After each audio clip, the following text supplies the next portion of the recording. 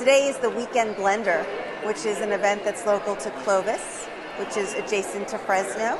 And I'm very honored to be brought up here as their special signing guest, autograph guest, for all the roles that I've been honored to voice. That's awesome. And how does it feel so far being at this event? It's been awesome. The people, so we've had people actually from the UK, from New Zealand, from like all out of town, and it's not even like a holiday weekend, but people just happening to be here for different events or visiting relatives who happen to stop by, and had some great conversations. So it's been really cool. Has anyone come here because you were here? Yes, there have been some lovely people who said, we saw that you were here, we saw the social media, we saw your Instagram feed. Some people who were pleasantly surprised, a lot of people who were like, came with their Funko Pops ready to go and get signed. So. Aww. And how does it feel interacting with all of these fans? It's always such an honor. It's a bit mind-blowing to me. I started in voiceover way before fan events were a thing for us. I think back when I started in voiceover in the mid to late 90s, but it feels that old. When I started then, the only fan events that existed was like one Star Wars event across the country and a few Trekkie events. So that was really it in terms of fan events. And slowly over the years, it's become just like a juggernaut in terms of, pop culture and entertainment. Yeah. What is the biggest role that you feel you're most known for out of all the roles that you have played?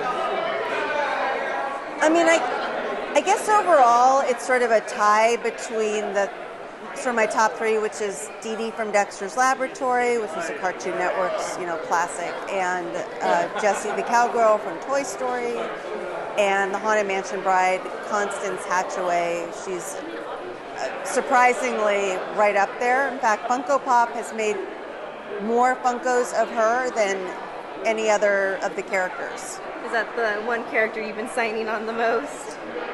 It's always a mix, and we were just really surprised. I sold 2 of my Grail, most valuable vaulted Funko Pops within the first hour today.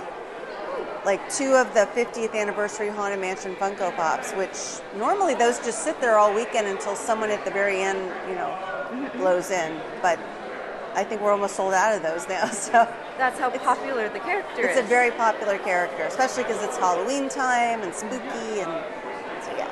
Which character that you voiced was probably the most enjoyable for you to voice? That has been asked a lot today too, and I don't have a great answer. Just like how if you ask me what my favorite attraction at Disneyland is, I'll say it kind of depends on the day and my mood. Yeah. I think it's sort of similar in that sometimes I'm just so inspired by a particular character or a prototype that it'll feel like this is the best time ever. It just kind of changes up, really. And they're all cool in their own different ways. They're very different. Like Jessie's a voice match to the amazing Joan Cusack. So that's focusing on the voice matching, the voice doubling of her. Dee-Dee is an original character, so that takes a different part of my brain in a way. And video game characters are about getting through as much dialogue as you possibly can in character, but hundreds and hundreds of lines. So they're all different and enjoyable and inspiring and challenging in different ways. It's really the truth.